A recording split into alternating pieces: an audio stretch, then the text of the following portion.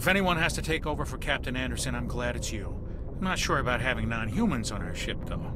We're all on the same team here, Pressly. With all due respect, sir, that's what they said about Nihilus. Look how that turned out. Speak freely, Pressly. I want to know if you have a problem with non-humans. It's not that, Commander. Humanity has always handled its own problems. Saren attacked one of our colonies. We should be the ones to stop him. We don't need their help.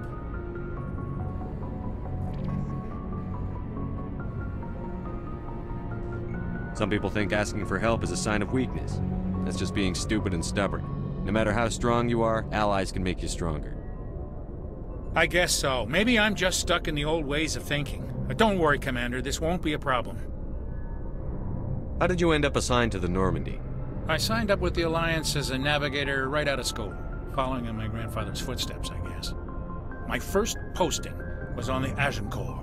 We were one of the first reinforcements to arrive at Elysium after the Blitz hit. Those raiders were no match for an Alliance frigate. Of course, the only reason the colony was still standing was because of you, Commander. I can't believe you held out as long as you did. How'd you end up on the Normandy? I got my officer's commission after Elysium. Must have made an impression on the right people. Captain asked for me when he was picking his crew. Carry on, Pressly. Yes, sir.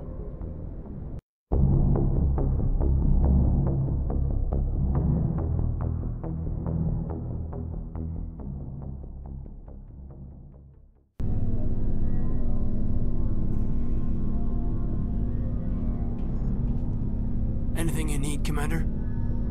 What's your opinion on the last mission? I don't see how we could have done things any better. At least not without getting to Eden Prime sooner. And we were on the scene faster than any other Alliance ship could have been. Just trying to get a sense of where the crew's at. Thoughts? I've wasted enough of your time for now, Commander. We'll have time for personal debriefings later. We'll talk another time, Lieutenant. Commander?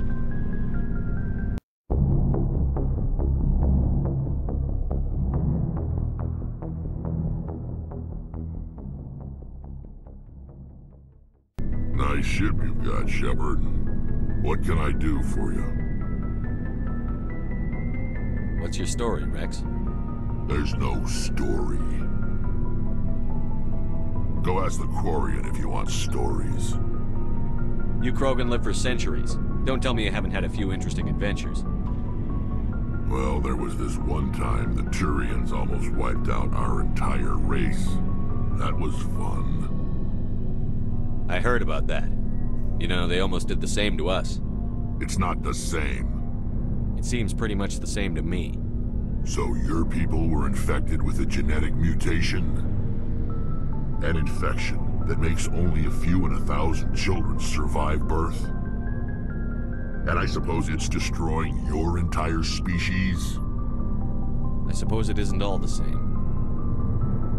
I don't expect you to understand. But don't compare humanity's fate with the Krogan. Sorry, Wrex. I wasn't trying to get you upset. Your ignorance doesn't upset me, Shepard. As for the Krogan, I gave up on them long ago. The genophage infected us, but it's not what's killing us. Are your people really dying? We're sure not getting any stronger. We're too spread out. None of us are interested in staying in our own system. Lots of species have left their homes and prospered. But they go to colonize new worlds. We're not settlers. We're warriors. We want to fight. So we leave. Hire ourselves out. And most of us never go back. What can you tell me about the genophage? Ask the Solarians if you want details. They made it. All I know, it makes breeding nearly impossible. Thousands die in stillbirth, and most never get that far. Every Krogan is infected. Every one. And no one's rushing to find a cure. Why don't the Krogan try to find a cure? When was the last time you saw a Krogan scientist? You ask a Krogan. Would he rather find a cure for the genophage or fight for credits? He'll choose fighting every time. It's just who we are, Shepard. I can't change that. Nobody can. So long, Wrex. Shepard.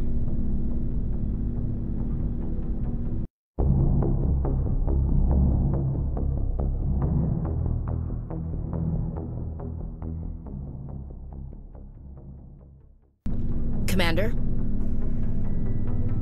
What's your opinion on the last mission? Kinda wish you'd got there sooner, Commander. No offense, I appreciate the rescue. I just wish... You wish we'd been able to save the rest of your unit? Yes, sir. If I had been more alert, we wouldn't have been cut down by an ambush. The Geth are perfect ambushers.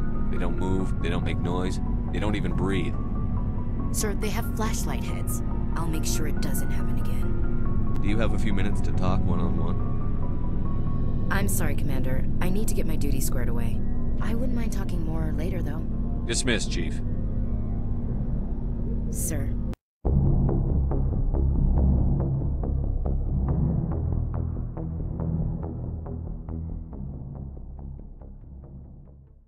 Thanks for bringing me on board, Commander. I knew working with a Spectre would be better than life at CSEC. Have you worked with a Spectre before? Well, no, but I know what they're like. Spectres make their own rules. You're free to handle things your way. At CSEC, you're buried by rules. The damn bureaucrats are always on your back. For the most part, the rules are there for a reason. Maybe. But sometimes it feels like the rules are only there to stop me from doing my work. If I'm trying to take down a suspect, it shouldn't matter how I do it, as long as I do it.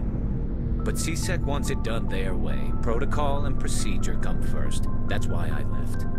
So you just quit because you didn't like the way they do things? There's more to it than that. It didn't start out bad, but as I rose in ranks, I got saddled with more and more red tape. CSEC's handling of Saren was typical. I just couldn't take it anymore. I hate leaving. I hope you made the right choice. I'd hate for you to regret it later. Well, that's sort of why I teamed up with you. It's a chance for me to get off the Citadel, see how things are done outside CSEC. Either way, I plan to make the most of this. And without CSEC headquarters looking over my shoulder, well, maybe I can get the job done my way for a change.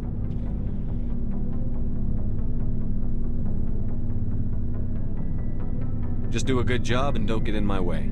We'll get along fine. Don't worry, Commander. I'll keep clear.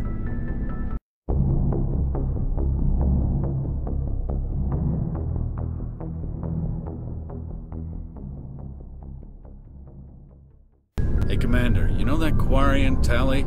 She's been spending all her time down here asking me about our engines. I'll tell her to leave you alone. What? No, she's amazing. I wish my guys were half as smart as she is. Give her a month on board and she'll know more about our engines than I do. She's got a real knack for technology, that one. I can see why you wanted her to come along. I figured she'd be a real asset to the team. You got an eye for Tali, Commander, but I'm guessing that's not why you came down here. I want to know more about the Normandy. She's the best ship I've ever served on, probably the fastest vessel ever designed. And she's the only one using the new Tantalus drive core.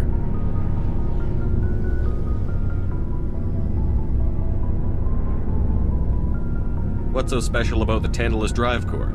Proportionally, it's about twice the size of any other vessel.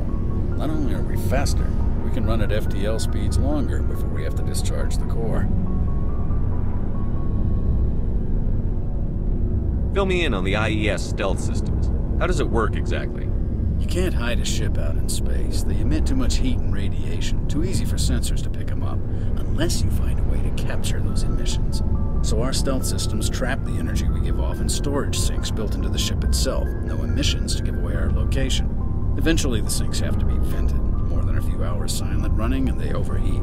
Cook us inside our own hull.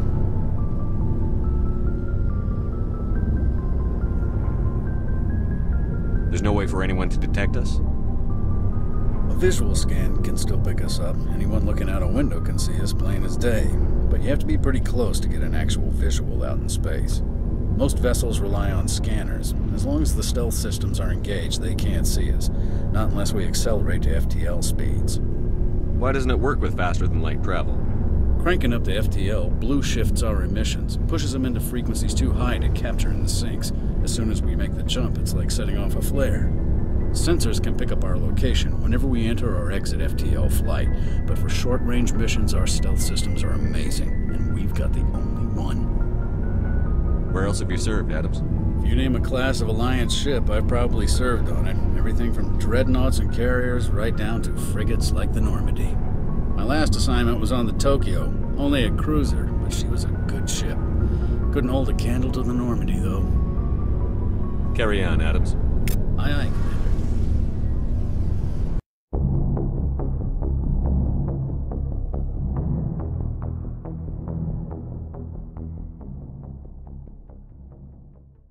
Your ship's amazing, Shepard. I've never seen a drive core like this before. I can't believe you were able to fit it into a ship this small. I'm starting to understand why you humans have been so successful. I had no idea Alliance vessels were so advanced. The Normandy's a prototype. Cutting-edge technology. A month ago, I was patching a makeshift fuel line into a converted tug ship in the flotilla.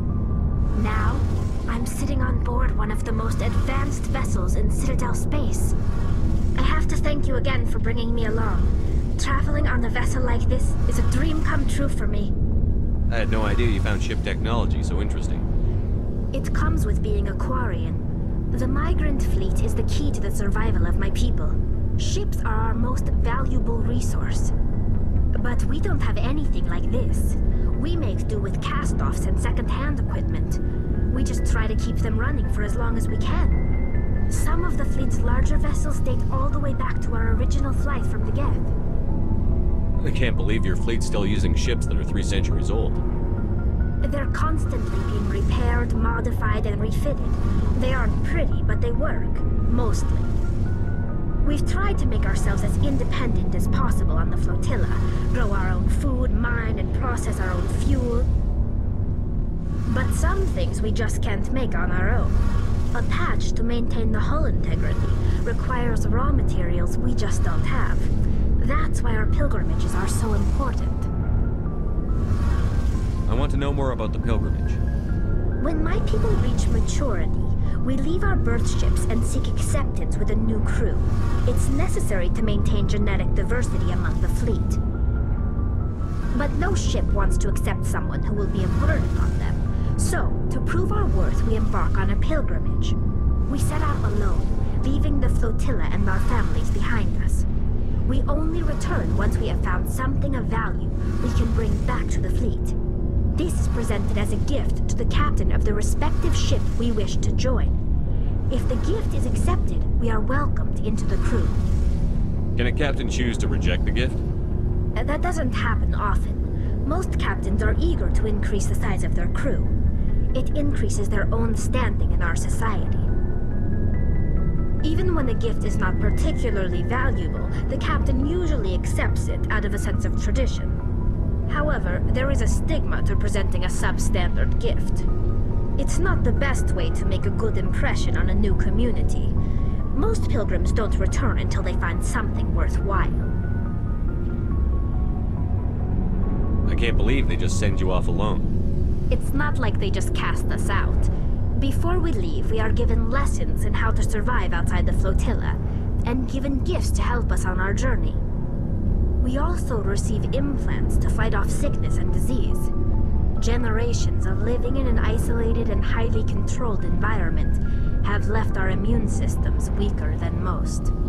By the time we leave the fleet, we are well equipped for the pilgrimage. This is a rite of passage for all Quarians. If it were dangerous, our numbers would suffer. Virtually every pilgrimage ends with a triumphant return and the ritual presentation of the gift to one of the fleet's captains. I want to talk about something else. Like what? Tell me about your people. Our lives aren't easy. Resources are scarce, and we are constantly on the move.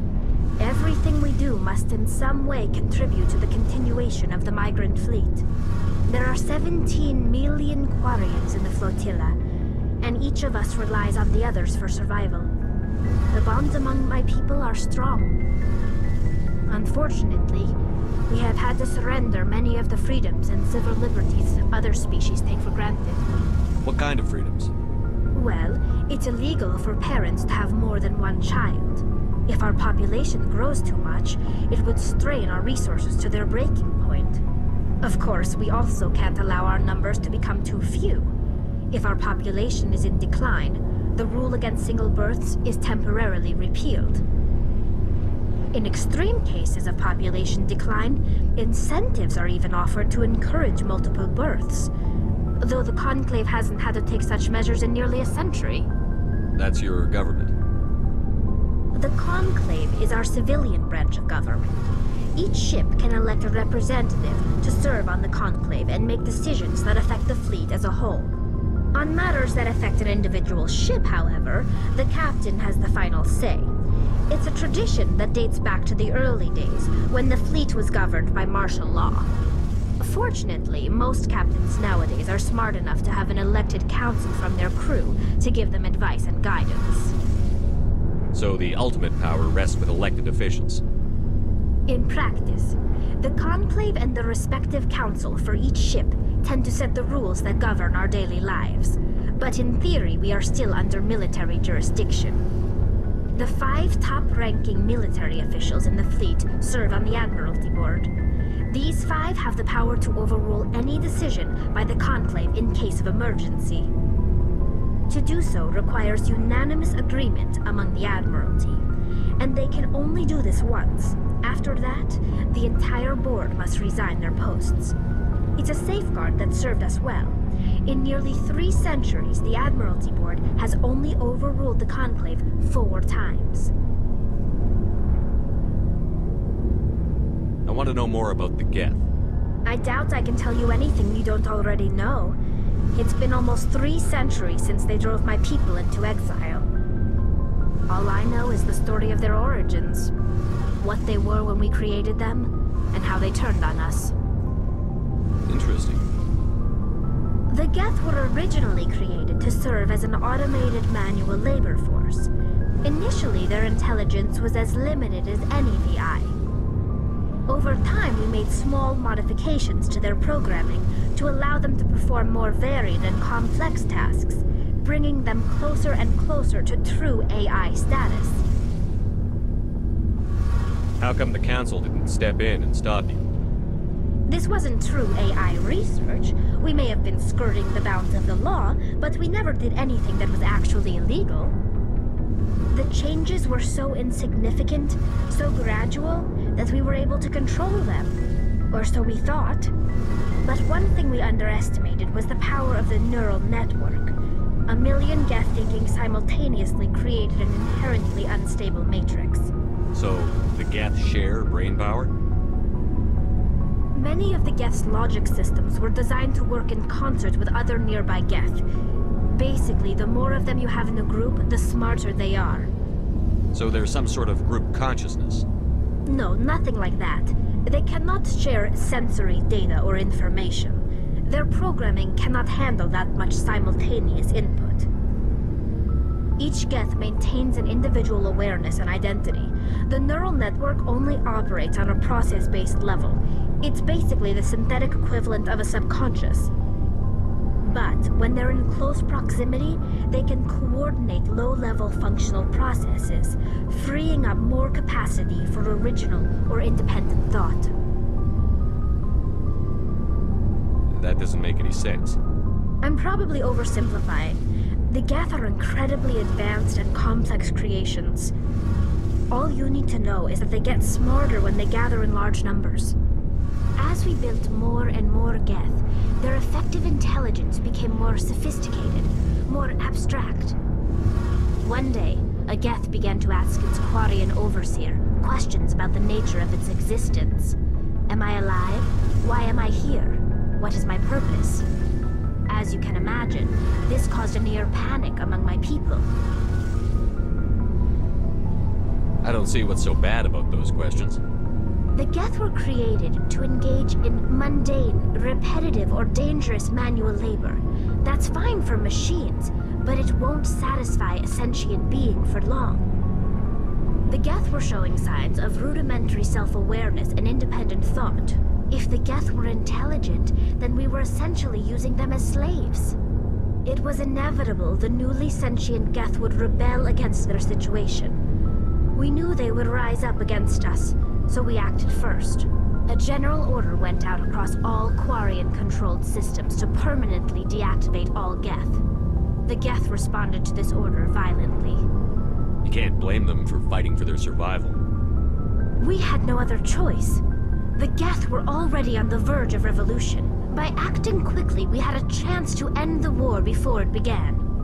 The hope was that most of the Geth would still be little more than machines, incapable of organized resistance. But they had progressed much further than anyone anticipated.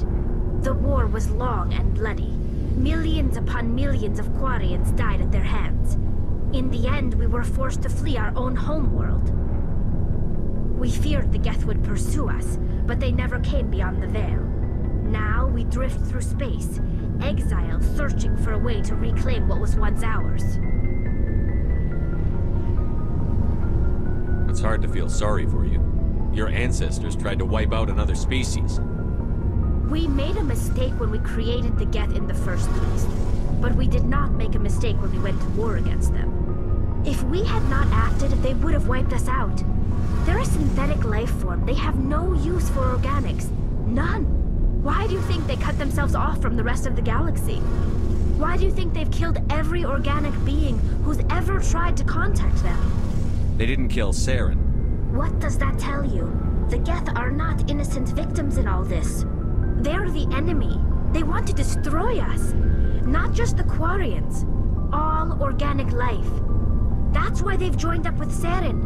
And that's why we have to stop him. I should go. See you later.